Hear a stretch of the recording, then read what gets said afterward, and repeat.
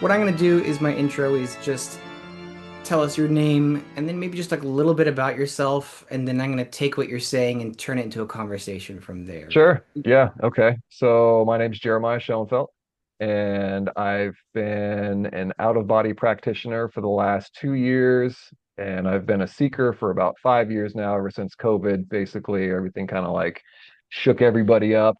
Um, I've always been pretty spiritual. I've always kind of been in this space, but in the last 20 years or so, I kind of went away from it. When I was younger, I had a few experiences, and I was put on pills and on suicide watch, and all these things were happening at that point where it was like, oh, if you had any of these sort of like woo woo thoughts, you were considered a little out there and crazy and you needed pills. So I did the whole pill thing for a while, realized that wasn't my jam.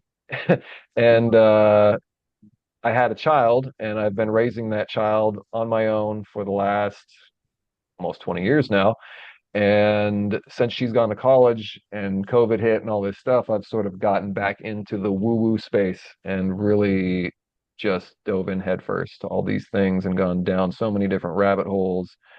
The most recent one being the out-of-body practice, which I've sort of curated from Robert Monroe and Darius J. Wright and Michael Raduga and all these different forms that they have to have these experiences where you go out of body, whether you're remote viewing or astral traveling or having controlled out of body. There's like different levels.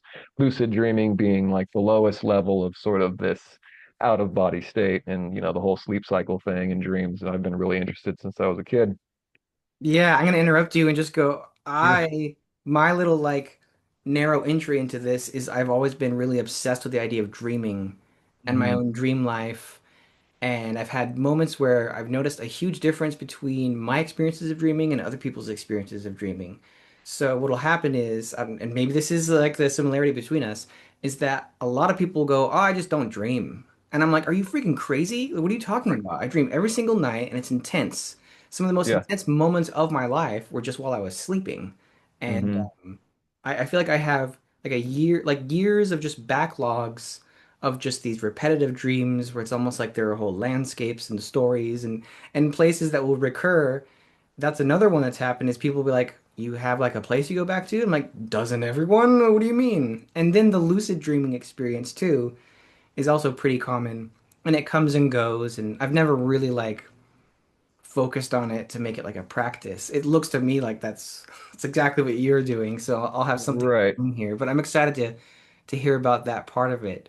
So, I mean, as someone who has a background in all the, so-called woo-woo stuff, I guess my main like question here is more of like a wordplay thing. So I would go, "Hey, isn't all of this stuff out of body? What do you mean exactly? Because it's all like mental consciousness stuff, right? So, like astral travel, like it's all stuff going on, in our consciousness or soul or something like that. So what distinguishes out of body from maybe like a really deep meditation experience?" Right. So there are actually multiple different forms of this, and it goes in waves of increasing your consciousness and your clarity when it comes to being on the other side. So they say that originally, like we have our physical bodies and we're here, and it kind of relates to our brainwave states. So right now, me and you are in beta. We're just talking, and our brainwaves are going like this at a certain pace, and we're kind of matching each other and syncing up to talking about things. And we're not, going into any kind of like relaxed state. I mean, we could if we sat here and stopped talking and did breath work, we could go into alpha, which is a little deeper, and the Yeah. brainwaves start to slow down. And I kind of make the analogy of like Michael Jordan shooting a free throw. He can do it with his eyes closed. He can do it in front of a bunch of people, and he's still completely relaxed, right? So being able to get yourself down to that alpha state is something that we kind of all do during meditation. And that's in a place where we can kind of start doing these out of body experience type things where the lowest form would be like bilocation. So the bilocation technique is where you just sort of sit down, you meditate, you take a deep breath, and you focus your awareness somewhere away from your physical body. You go to your happy place, or you go to some place and you can kind of feel yourself there. You start smelling the smells, you start feeling all the stuff, you start hearing the wind blow, or if you're like by the beach, you can hear the waves and all that stuff. And then you can also have different tools like noise canceling headphones where you hear, you put the waves in your ears and you do all this brainwave entrainment stuff with binaural beats. And it'll help lower your brainwave state to the point where you're not really thinking in that mental chatter, you're thinking more of in imagery. So once you hit theta going below alpha, you start thinking more in mental imagery and less of the word plays that are going on in your head at all times. Like the logical brain kind of turns off. And then even further than that, you go into delta. So if you're able to go through all these brainwave states and lower them down to delta to the point where you're normally sleeping, they call it like a trance state. Theta can be a trance state, delta can be a trance state, and delta is like a deep trance where, hypnotism and hypnotists will put you down to that state where you're suggestible and you can start thinking in imagery and you start rewiring your subconscious and all this stuff and you start tapping into what some people call like your intuition, your higher self, or maybe even like the Akashic records or source or whatever you want to call it. So it goes down to that point where you're able to sort of tap into something that's almost unexplainable. And a lot of us are trying to explain it, but once you put words to that kind of stuff, it sort of loses meaning, because you're It's not, it's unexplainable occurrences happen.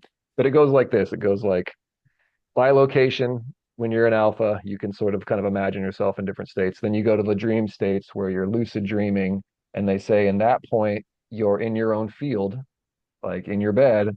And if you're in your own field, you're able to sort of play with your thought forms. Like whatever you think of materializes physically around you. And when you're dreaming in that subconscious state, you can actually interact with it. If you go further out of that, away from your own thought forms, that's when you start going into the actual construct and on the other side. And people have been able to do this in a controlled state where they go out of body and they actually have these experiences where like a past relative comes into them, into their field, and they start talking. And that, there's all these different stories about people that have experienced, like say a past aunt comes into their life Mhm. and says, "Oh, I just passed away. Just want to come and say goodbye." And then the next day they wake up and they find out that their aunt has passed away. And it's just like Yes. this mind-blowing thing. And that happens repeatedly.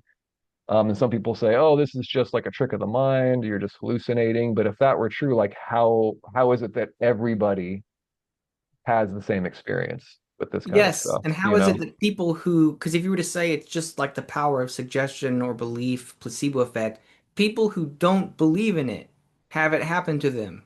Yeah. So you can Yeah. rule that So out. right. Yeah, there's so many different things that are just like it's pointing to the fact that it's kind of I love it because I've always been very pragmatic and science based and logical based, and I'm always looking for ways to explain this to people on a scientific level. Like, oh, it's just your brain waves dipping down to this state, and you're going into your subconscious, and then you're able to sort of tap into something that is like your all-knowing memory, where your subconscious remembers everything from the moment you were born until this point in time, and so it's able to sort of make things out of nothing Yeah. basically. But then there's the other aspect, like what else are you tapping into? So people that have gone through these brainwave states and been able to go down to delta and they're hypnotized, and sometimes they'll start regurgitating language.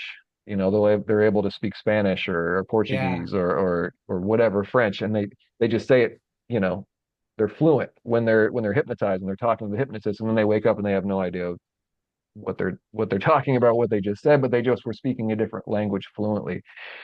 So that kind of thing kind of makes you wonder, like, well, how is this happening? What are you tapping into? And this opens up a whole realm. It's like a paradigm shift, right? Like I don't know if you've heard of the telepathy tapes that have come out recently. Yes.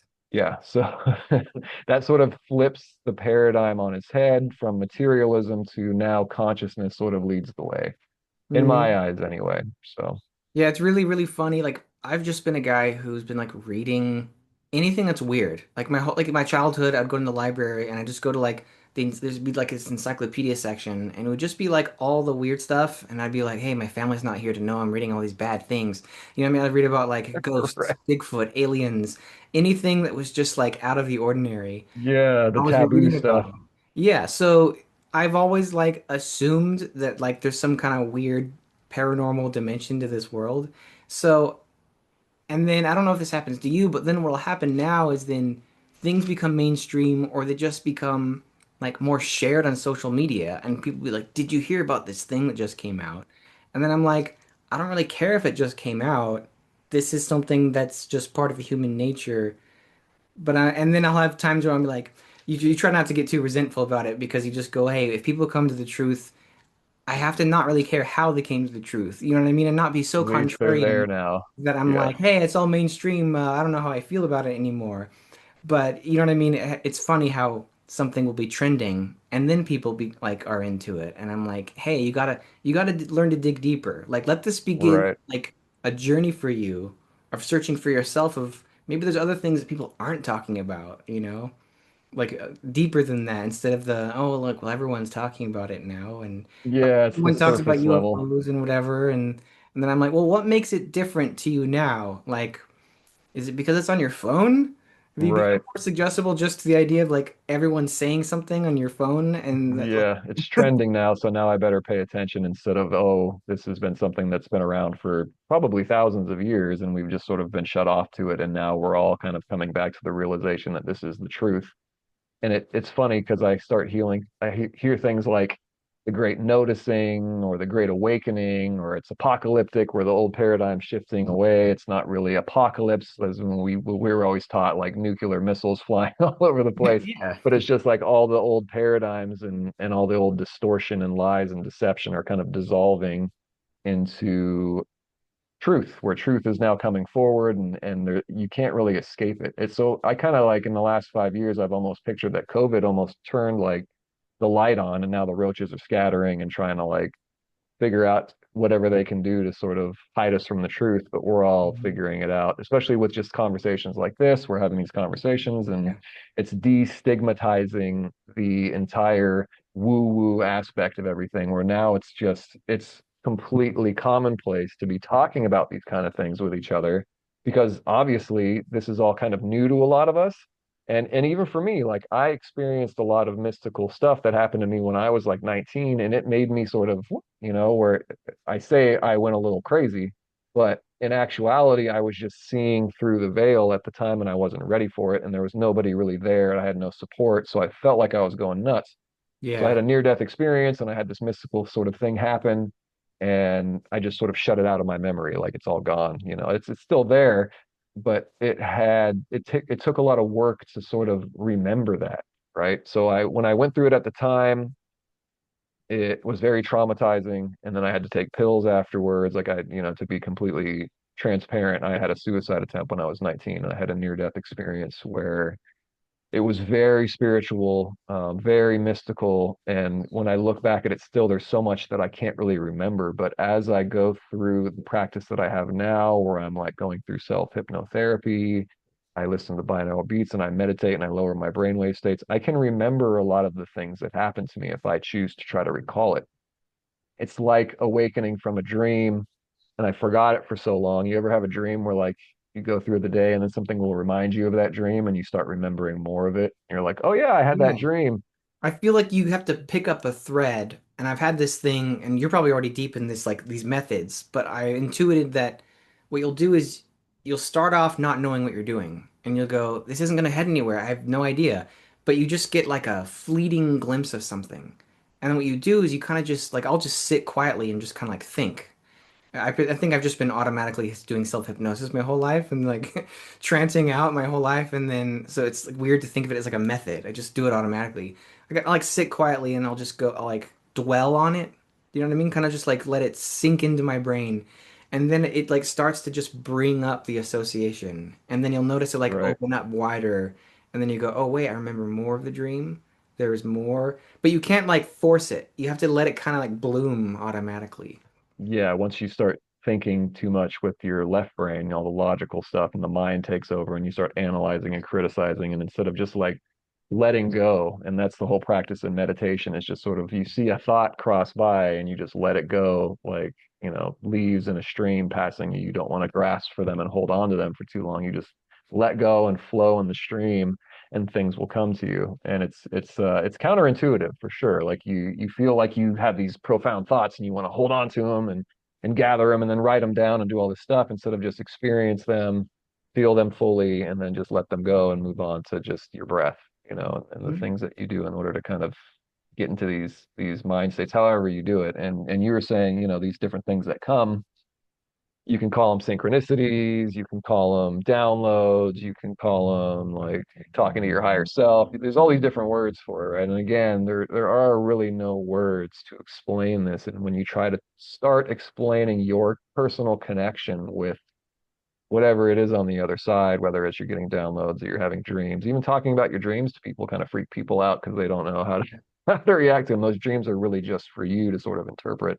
Yes. Um, but it doesn't mean that we should stop talking about it. Obviously, we should continue to talk about it and have these conversations and just, accept the people that are coming into this space. There's a lot of distortion and I call it new age propaganda where Yeah. it's like you get a lot of people that are like love and light and you have to do this and you have to do that and don't drink alcohol and don't do this and don't do this. Like that's not really what it is. We're all here to have our own personal experience with whatever this life is, and our experience is the currency of the universe. So the more experience you have doing random things and different things that are unique in your own authentic self, the more currency you build that you can help share with other people, right? And Yeah. so that's kind of what we're doing is we're experiencing our own little fragment of God, which is all of us. We're all basically a part of God. We aren't God, but God is us, right? So we're experiencing this. And if you want to call it God or source or creator or whatever it is, we're all sort of coming together, especially now, to share these experiences. And it seems like everyone's a lot more open into the more of the mystical stuff where it's like our own individual consciousness is creating our authentic reality that we're sharing with each other, which is super exciting because now we're starting to realize that there's things that are possible that we thought weren't possible, like going out of body and having these experiences and seeing the record of all things, or what the Hindus call the Akashic records. Having these controlled out of bodies or being able to go into lucid dream states every night or like a couple nights a week where you train your body to remember how to dream. And once you're in the dream, you wake yourself up in the dream and you become lucid. And then there's the option of going from your lucid dream to coming back into your body and sleep paralysis and then coming out of your body.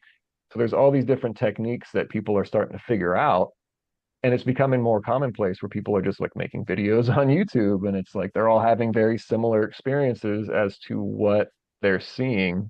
And of course, the powers that be are censoring, and you don't really hear about it. Like even the telepathy tapes, like that should be on every news channel, you know what I mean? But nobody talks about it. And you got to wonder like what is it or who is it that's trying to keep us from talking about this kind of stuff. Mhm. It's kind of interesting to think about that, and I try not to dwell on that too much. And of course, going through the pandemic, you start thinking about the they and who are all these powers Mhm. that be that are trying to control us, and it's really I've come down to the point where it's like I don't even care anymore. Like I just Yes. do what I want to do when I want to do it because of knowing that I'm this immortal soul after having these out of body experiences. I know I'm just this physical body and having this experience in this life, but when my physical dies, I don't die. Like my awareness is still there, my Mhm. consciousness is still there, which helps you walk with a certain sort of courageousness. Like you don't fear death anymore. It's just kind of like part of life. It's part of the Yeah. evolution that we go through. So Yeah. So you go through an evolution, and man, there are so many notes I've written down, so many thoughts that like I already had 20 things I wanted to talk about, and then you just breeze past them. So I was like, I'll have to like, these are all connected anyway, so it's fine. good. But Yeah, I, yeah, I guess here's some of my reflections while you're talking. sure. That I'm thinking about how, because I've gone through a similar stage, and I'm wondering if there's like a progression here, is that you have a sort of awakening to certain truths that were hidden. Then you have this like overexcited period of time where you get like really interested and you just start researching and researching, and you become like a little bit of that weirdo in the family or whatever. You just kind of like you maybe like push it a little bit too much. You even become the person that goes like, I had this really cool dream. I had this really like psychedelic experience or whatever. And Yep. that you get into this almost like manic phase where you're like, oh my God, all these things are happening. And then there's like a calming that starts to occur after. After you've gone through also wait, there's also control mechanisms in the world. There's different power structures. What are they? And then speculating on like how many layers of power structures are there. And then you start to almost go, well, like, wait a minute though, like, what's the point of my life? Am I gonna be just be like fighting them my whole life? Right. It's, my heart says that's an endless battle. Like, I don't know if you agree with that, but like my personal view is that there's always gonna be in life that battle between Hmm. the control and the enlightenment and the heart or God deep within us and some kind of structure. And some people get kind of caught up in this, we gotta break the structure and set everyone free, and then we'll reach a utopian golden age or something. And it Yeah. sounds great, and I think you should, like, why not try and get there? That's our goal, is to like push humanity further. But I've come a little bit to this feeling lately of it's as if it's your own therapeutic journey where you don't have to save the world anymore. And you just go like, I need to work on myself. And then you realize you're like, oh, that could There be it a is. way of like forgetting about yourself as you go, well, I'm a hero. And then you go, wait a minute, let's just go back in here. And that's what I do sometimes. I go, what, have you saved yourself yet? Where are you on your own journey? Right. It becomes like harder to deal with the fact that maybe I'm just here to kind of like poke my head out and I don't know if you've ever seen that image of the guy and he's like it's this really cool image. It looks almost like the thing behind you, where it's like this almost like the old occult thing. He's like peeking his head out and looking to the sky, and you get a little image, and then you have to go like, well, I kind of need to go live my life now though. I've glimpsed the higher worlds, but maybe that's where I go when I die, and now I'm supposed to live my life holding that within me and become like a positive role model for others, to be like Right. a grounded person who lives life as a good person instead of just going like, you all are sheep, you're all blinded, you need to wake up. And anyway, now I've started to rant, but how do Yeah, you feel no, about that's that? good.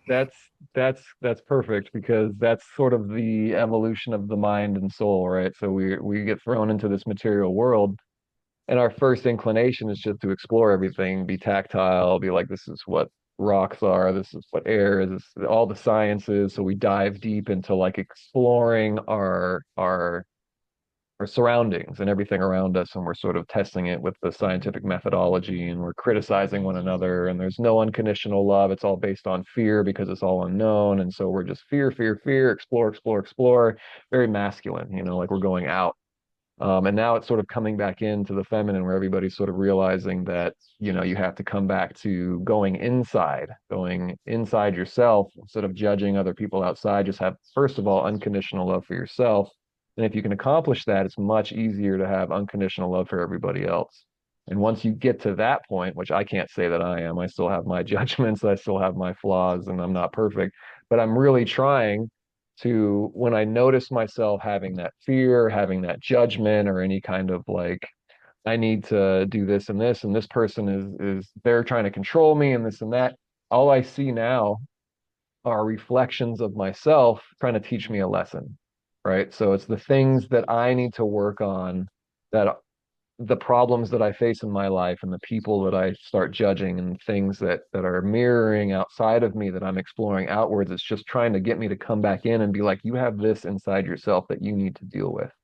And so on my own personal level, when I see stuff like that, I start reflecting and I say, okay, what is it that I need to learn in order to not judge this person for their own authentic perspective, So easier said than done. There's certain Mhm. people, like I bartend 2 nights a week and I have my business that I run, and I run into people all the time where I'm like, how does this person even exist? I'm in traffic.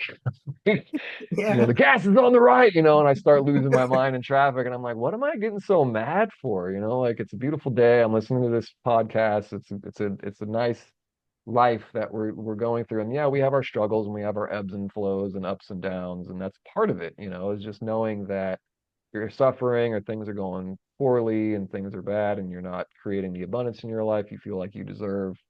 That's temporary. And all it really takes is a mind shift and an internal shift in your own paradigm to sort of change everything around you. And the way this material world works, in my opinion, is that once you change that inner landscape, it starts changing around you. So you Yes. start attracting the people in your life that are more like you. If you're able to sort of love yourself unconditionally, you start bringing people into your life that bring unconditional love and that have that sort of perspective, and that it's okay to be yourself, and it's okay to fall on your face once in a while, and it's okay to not have the words at the time at the exact right moment, or have the perfect body or perfect face, all that stuff that society deems that we need to do. But I do also think that, our consciousness dictates our reality. So if we want to express our souls in a certain way, we can express that through our material body and through the material world, but it takes work. Like here in this realm with our, like maybe on the other side, when you're out of body, you can manifest an apple, boom, an apple's right there. But here you got to like actually work for it and do something to get it, right? So it starts out as a thought, but then you have to manifest it with your mind first of all, and then you go and you actually act it out. You accomplish Yes. it. So it's a lot I mean, easier though when you believe it's going to happen instead of being like, oh, absolutely. none of this is going to work out for me, and then nothing works out for you, and you go, oh, why is nothing working out for me? It's because you're always worried about how it's not going to work out for you. That's why. Absolutely. I like to oversimplify things, so my way of having like a the meta pattern of all patterns is that all the things I've been really interested in my whole life, I'm sure it's the same with you, psychology, spirituality, all this stuff, is its methods of altering consciousness, right? It's Yeah. basically you could sum it up as methods of Yeah, I mean, altering your consciousness, right. but So, for a purpose, right? So why are we altering our consciousness? And then you could yes. have different purposes for that, right? And there are so many different modalities and so many different religions that tell you to do so many different things. And I think it boils down to basically your own relationship with source, creator, God, whatever it is, which you can't explain, right? So you're going to have your own way. Like with me, I've always had crazy lucid dreams. I got a tattoo of a dream catcher on my leg since I was like 19 years old. So I've had this sort of connection with dream states. And that's kind of how the best way I go out of body is through lucid dreams. I have a practice that I do, and I teach people how to do that, also going through sleep paralysis. But my modality has been through the lucid dream aspect. Now, for some people, it might be that they've had spontaneous out of body experiences where they just kind of snap out of it. Other people have near death experiences where they're messing their whole life up and suddenly they have this near death experience and it like changes their entire perspective on their paradigm and what this reality really is. And other people don't see it for a long time, and I think that's just kind of part of our journey. We're supposed to experience different things, but there's so many different ways to do this, right? So the people that are kind of like materialists, it's hard to talk to them about this stuff. I talk to people about this all the time. It just gets me kind of high. I'm like, oh, let's talk about all this mystical shit. And people just go, what? And their eyes kind of glaze over and they just kind of look at you like deer in headlights, like, I have no idea what you're, and then they change the subject or they like walk away. And you can kind of tell. I can kind of tell when people are like that. So I don't dive too deep with them. But some people are really into it. But the people that aren't into it, there's ways to sort of wake them up to this. And you don't want to go too much into that. Like some people, like they talk about DMT, they talk about ayahuasca, they talk about doing mushrooms, and that might be good for some people to sort of like shake them up and be like, hey, this stuff is real. And when you do these psychedelics, you kind of see it. But the thing Yeah. about it is that we teach that sort of stuff, especially when you lean on the psychedelics as a crutch, it becomes like a hindrance to your natural ability to do this. So you can do it and it wakes you up to that fact and it opens the window and you go, oh my God, this whole other side is right through this window. Maybe I should look into that more. But a lot of people, Yeah. they'll keep doing the mushrooms or they'll keep doing all the stuff. And It's it's like okay the to do it once in a while. psychedelics are like a ship that you get thrown on, and then you sail into the ocean against your will, and it just pushes you with the waves, with the wind, and it'll carry you random places. Yep. And the But captain's drunk and you have no idea where you're going. and The it'll be first mate's completely running different. around and not knowing what's going on. Yeah. For some people, it'll be an amazing thing. It'll be a beautiful, positive thing. It'll be the most spiritual experience of their life. It'll be their awakening. Other people, it's just more confusion because they Yeah. weren't ready. So it all depends on like what state of mind you're bringing. So I can imagine what you're saying is you go, um, I'm teaching how to swim instead. Yeah, You gotta build yeah. the I mean, it's a muscles, good analogy for right? sure. Yeah, it's kind of learning how to traverse a different material altogether, which in this case is like don't know if you want to call it the ether or it's just like another light spectrum that we can see through or piercing the veil, whatever you want to call it. Like there's really no def defined sort of term for that, but people know it when they see it. They understand that this is something that is not waking reality. They might think it's a dream. Like natives back in the day, they would call it having a vision. Like if people get really sick or they stay up for 2 days straight and they start hallucinating and things happen, they do like the what is it they would do? They would put hooks through their chest and they would stare at the sun. So like the sun ritual that the natives would do, and then they start hallucinating, seeing all these things. Not my Um, personal favorite way. no, yeah. So there's so many different things that people do. And it's funny because now these days, like we have so much technology and so much science that we understand how our brain waves work, how our heart rate works, how our breath works, and how it's all sort of interconnected.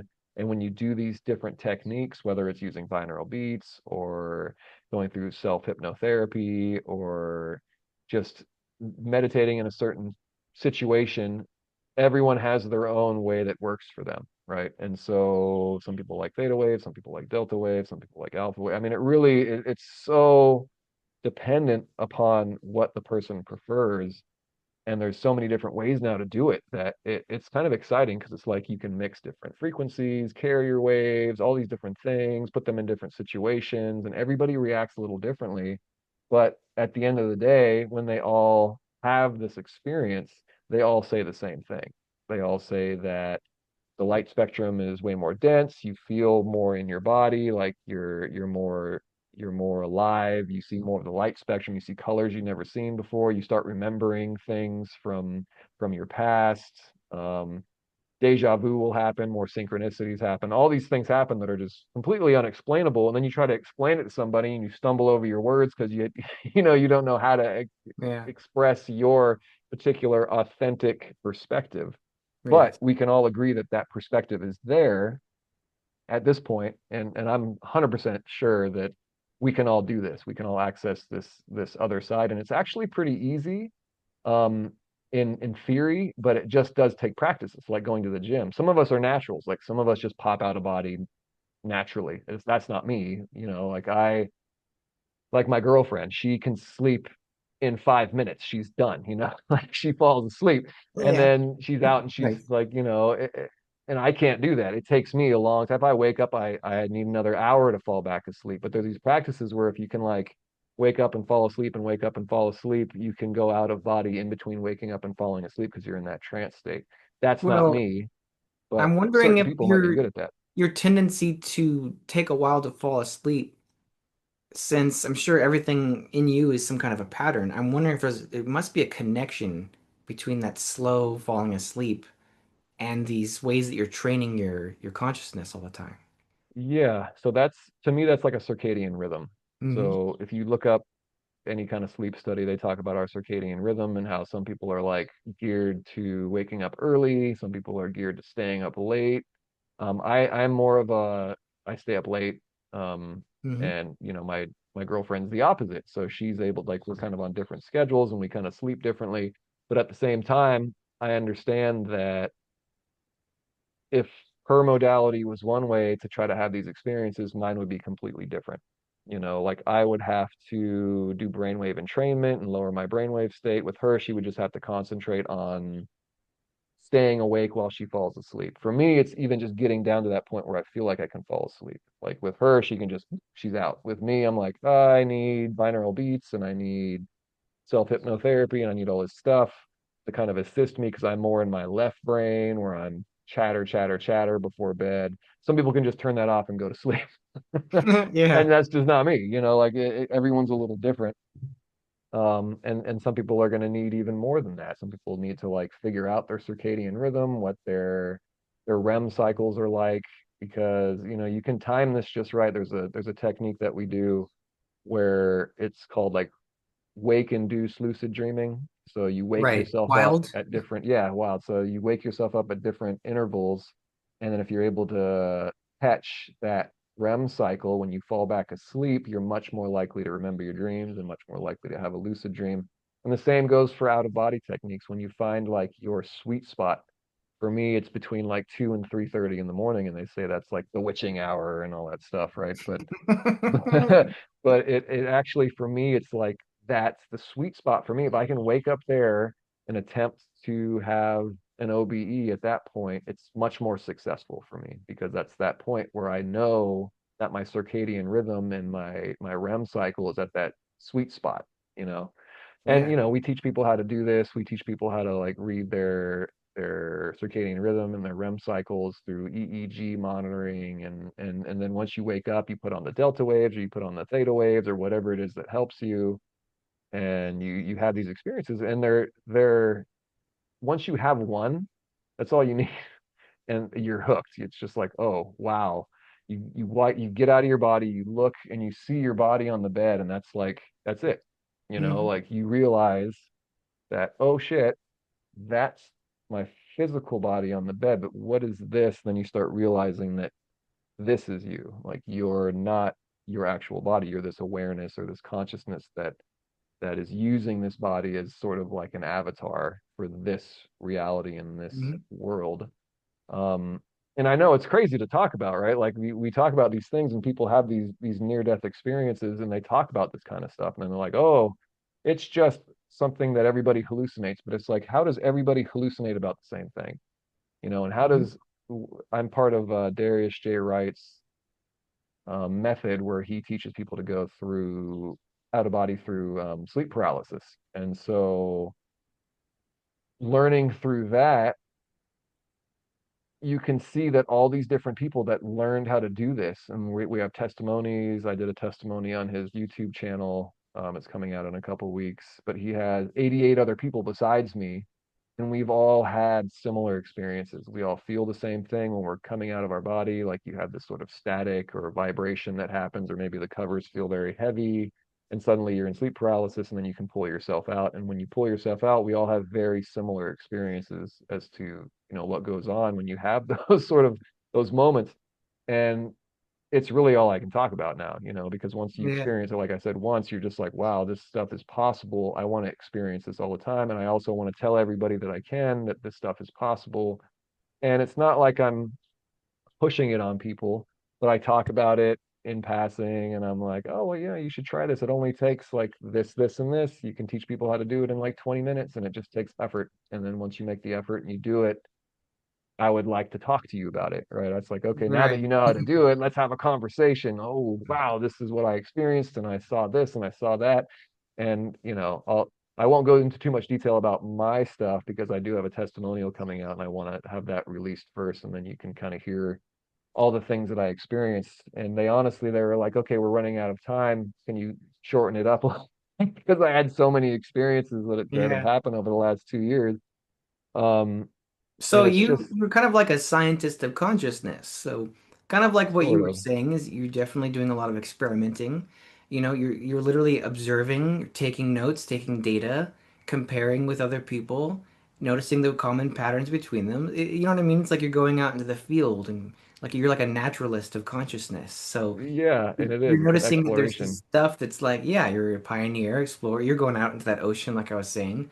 And I like what you're saying is that there is a world that is very, sub-logic. It can't be expressed in words because words exist on one level.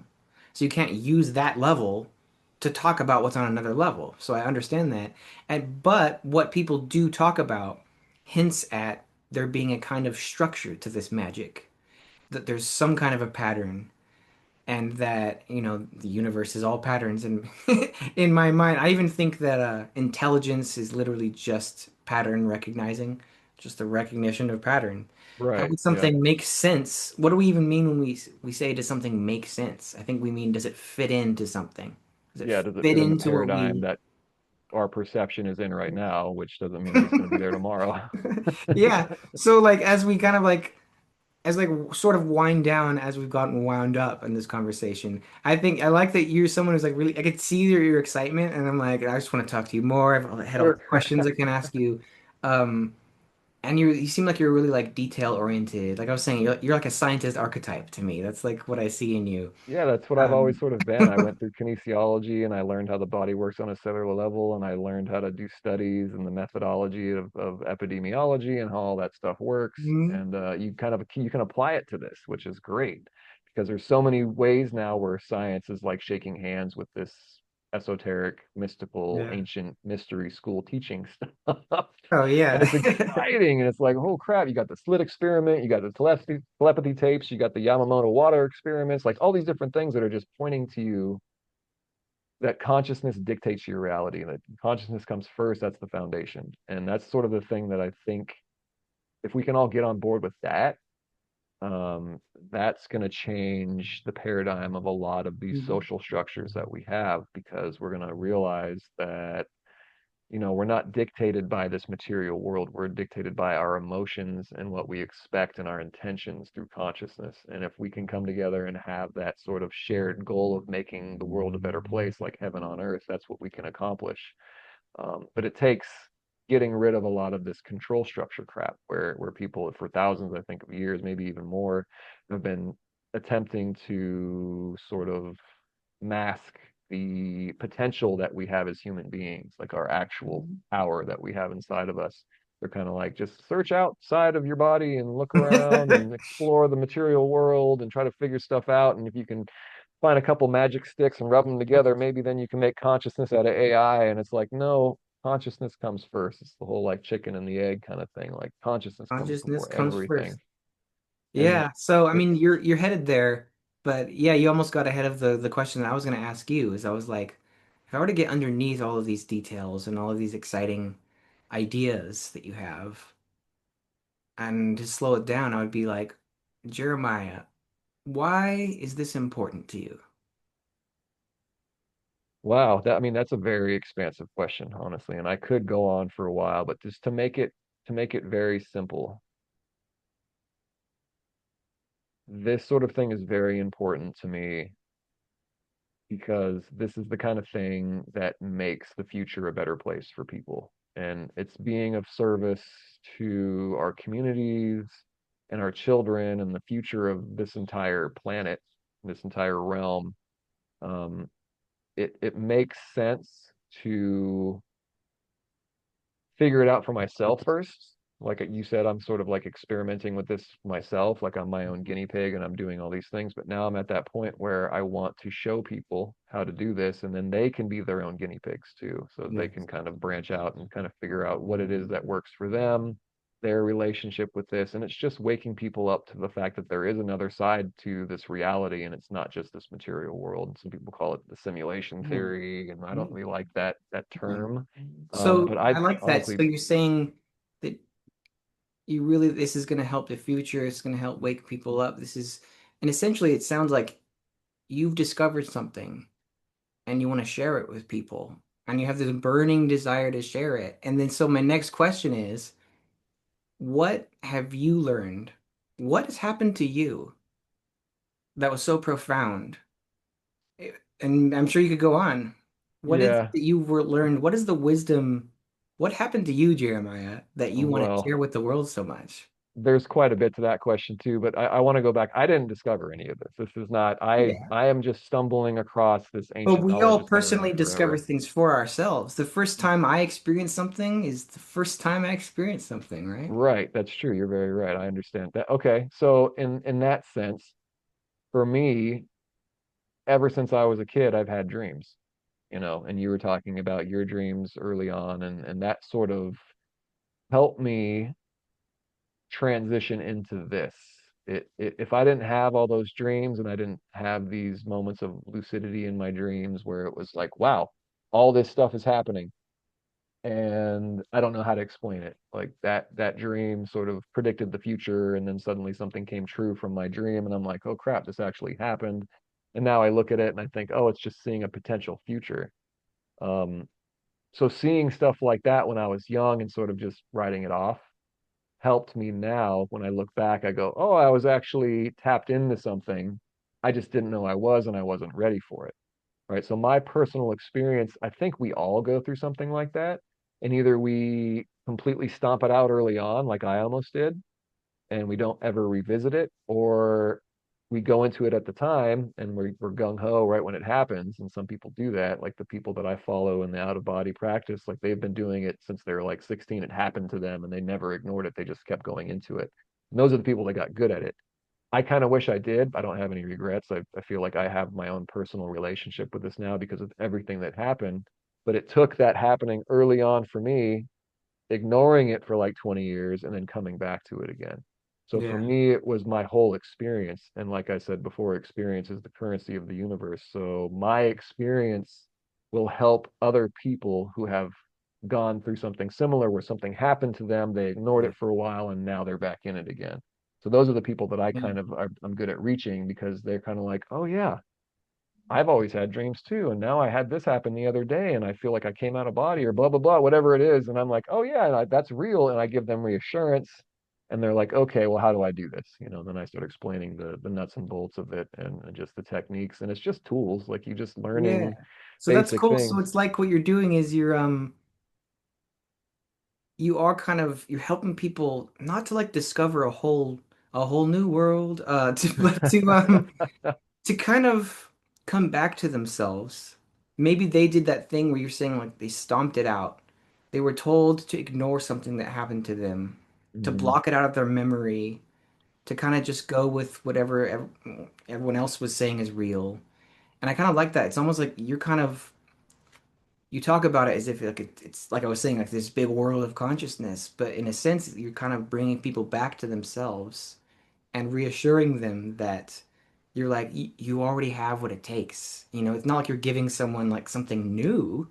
You're helping them realize who they already are, right?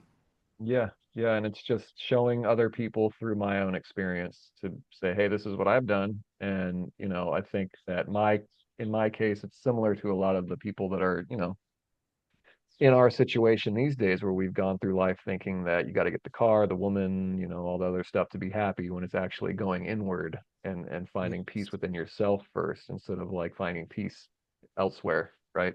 Yeah. Um, I and mean, that I've it said that seems before so too. basic We're and like, corny to say it that way, but that's what it is. It's like you got to go inward, love yourself first completely and utterly, all your trauma, all the things that are ugly, everything that ever happened to you, all the mistakes you made, and just understand that's your experience, and then from this point on making the best decisions you can with what you have as knowledge now. And now I know that we're these immortal souls and nothing can be hidden. There's no deception. Like we're completely what they call naked on the other side. You're not naked, but like everything is known, right? Like every single thought, every single action, anything you've ever done is always going to be recorded in this record of all things, but there's no judgment, right? So it doesn't matter what you do, you're not going to be judged for it.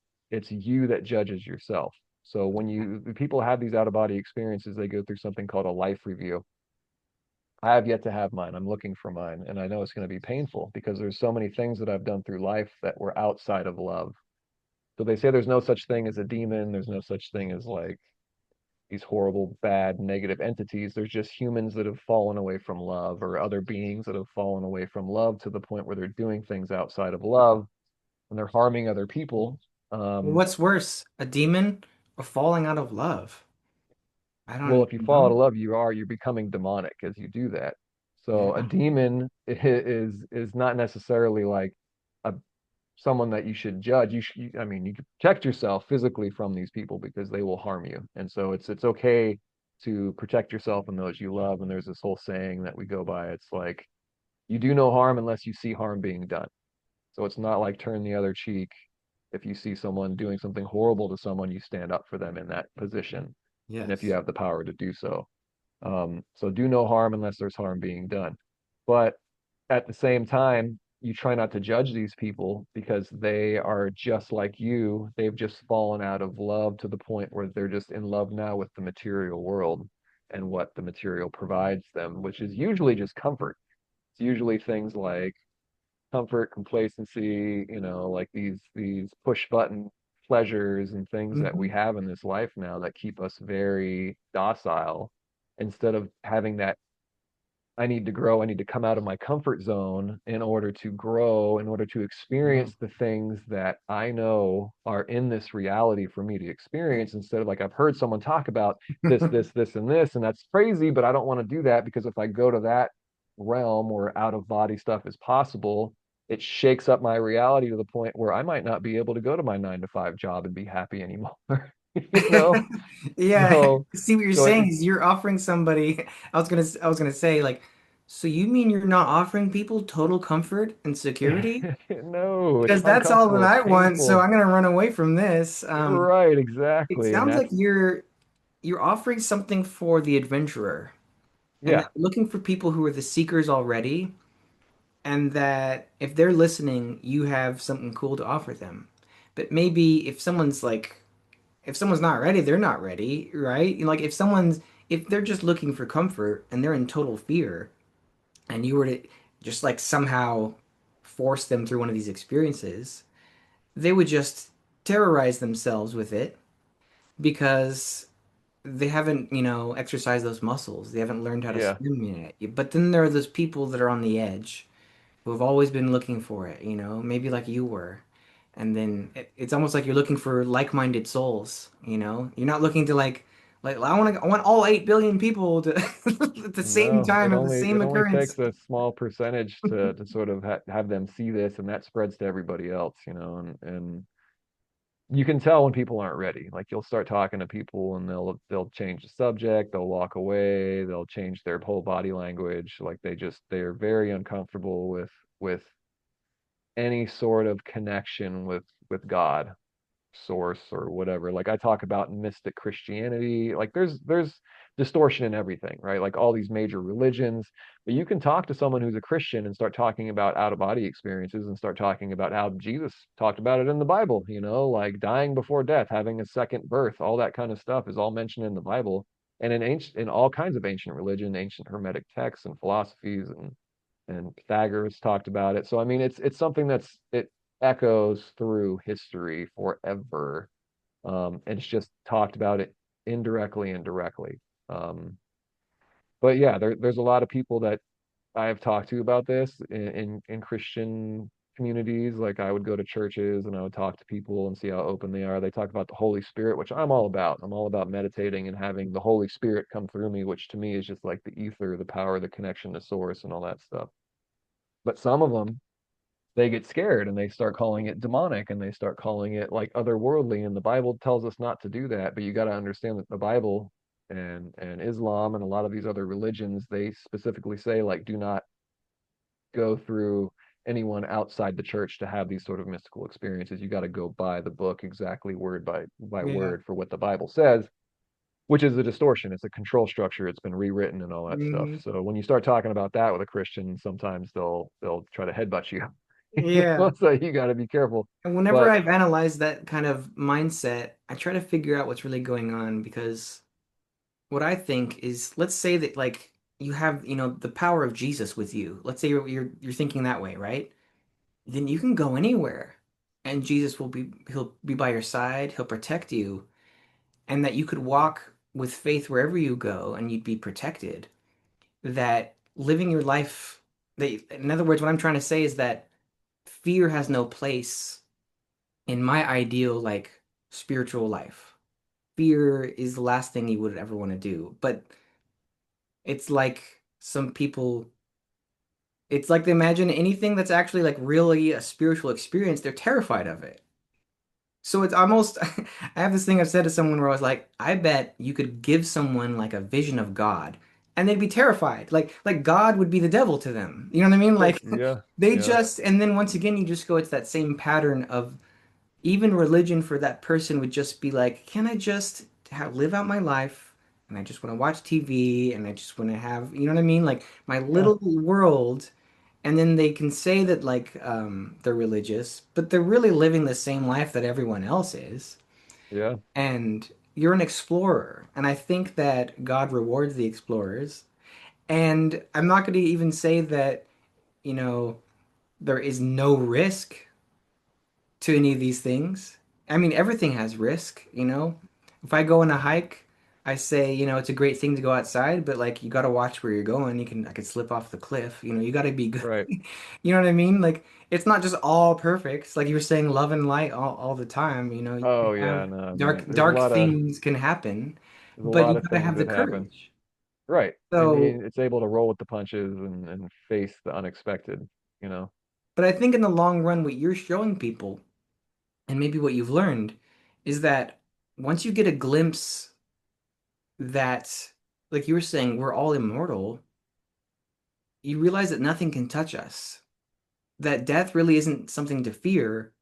And I saw this quote the other day. It was, everyone wants to go to heaven. Nobody wants to die. And I laughed because I was like, wait, that's kind of funny.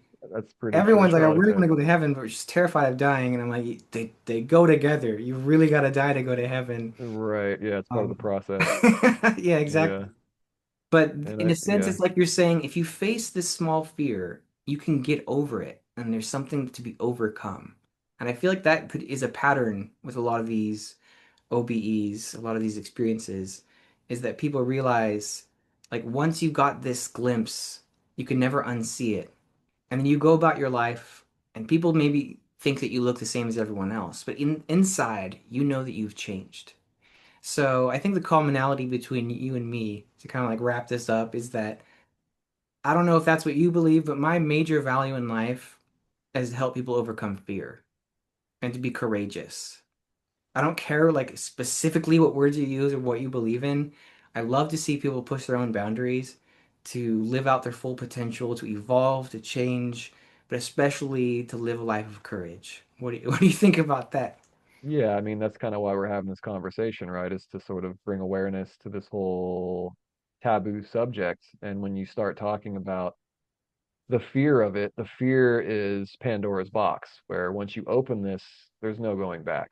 So it's like taking the red pill versus the blue pill. It's like Yeah. if you open this, if you do this, you go this way, you go down this rabbit hole, your life will never be the same.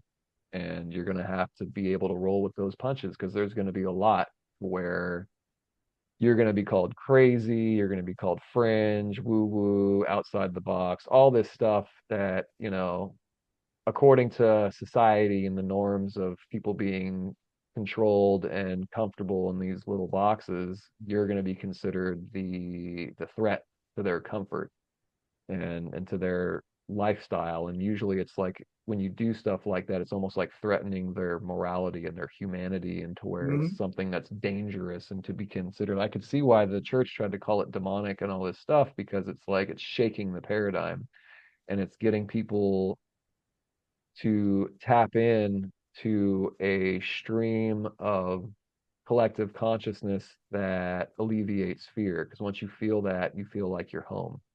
You've gone Hmm. home to different there's different ways people experience it. They'll go out of body and connect with something that some people call the void, which is like the feminine aspect where you're completely in darkness and you're just engulfed in this very warm, not scary. It's I've been there before where it's very comfortable, and that's where creation happens is from the void. So it's like Of course.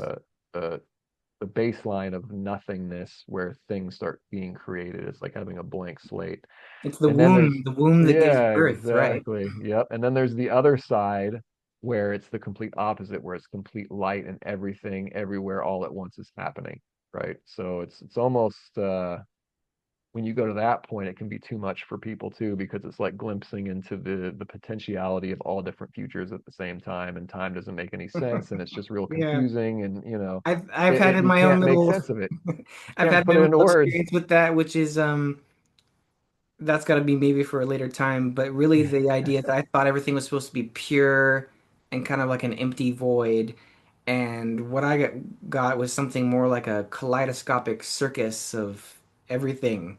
And I Right. was like, wait, instead of it being oneness, it was just like endless Everything. multi everything just happening Yep. endlessly, and actually like got a kick out of that, and I thought that was like really cool because I'm the Yeah. guy who always loved looking at cathedrals and mandalas and things that are complex and have Right. detail, and I was like, ooh, colors, and like that's Right. creativity, endless boundless creativity. I don't like the void so much, even though I'm sure there's Right. something for me to learn there. It's all connected. It's like it's the void can be considered like the seed, and then if you look at every single leaf on the tree, that's everything else, or even more expansive than that. So it's like the polarities of reality. You get nothing and you get everything, and then you can see it all at once when you're in these different experiences. And again, beyond words. There's no way to put that into words. It's just something that you experience, and in 1 second you're in the void, and next second you're like experiencing every leaf on the tree, and seeing every little strain of it and every cell and everything all at once, and it's overwhelming. And then you're back to the void again, and it's like, well, hold on, like how did I get back here? But you can do that. You can jump from place to place and Beyond words. And it beyond looks words like for sure. you and I have come to the point where we're going to be beyond words because Okay, this is all the good. time that Yep, we have for it now. flies by. So yeah, are is there anywhere someone can get in contact with you and look at some of your services and reach you? Yeah, well, I'm starting my first course is coming out next month. I have a website called exploringserenity.com, and that's where people can find me. I have all my stuff there. I'll have links to my Instagram and ways Hmm. to talk to me. Usually, I've been setting up interviews with people to talk about having them come into the founders circle of this OBE course, and I'm just sort of developing it and getting it out there. But yeah, it's the best way to get a hold of me is through my website. And then after that, we set up calls. I work with people one on one. I have them go through the course, and then we do weekly workshops every week. So once you're Nice. in the founder circle, we do weekly workshops where we do Q&A. We try to figure out, what modality is best for every individual, and then we work out customized binaural beats for people. I make tracks for people to help them meditate. You can do subliminal tracks where it's like voices that talk to you before you go to sleep, and it helps you induce lucid dreaming. You can do self-hypnosis scripts where I put together a track where you just have it on repeat before you go to bed, and it helps with like anything from smoking cessation to having an out-of-body experience. So it's like basically Wow. anything that hypnotherapy can do for you is another thing that we provide. So Awesome. Okay, wow, yeah, that was way too fast because I wanted to get into I was like I wanted to talk way more about I could talk for an hour just about the out of body experience stuff alone, right. let alone the Yeah. implications of all of this. So if you ever want to come back on and you want to vent some more, maybe Oh we yeah, could no, do like always. a longer forum because clearly we were like we could do that. Well, yeah, I could get into if you want to next time we could talk about just like the how to. I'll just go into how to do it. And it's part of my course, and that's not really the hard part is learning how to. It's sticking with it, having like a buddy with you, being able to prove it through different workshops, meditations, all the different things that come with like helping you build that muscle to do this. And people sometimes I teach people how to do it. They know how to do it within 15 minutes, and they go and they have out of Yeah. body experience that night. Other times it takes a year, 2 years. For me, it took like 2 or 3 months before I Yeah. actually started doing it after trying. Everyone goes to the gym in different form of shape. They're in different Yep. fitness levels, right? Yeah, some We people are just can- naturals too. I'm kind of jealous of it. I'm like, how do you just have sleep paralysis like that? Like, oh, I've always been able to do that. And it's like, of Okay, well, thank you very much for being on the show today, and I look forward to seeing you again soon. course. All Thank you. right. Sounds good, Jesse. Thanks for the conversation.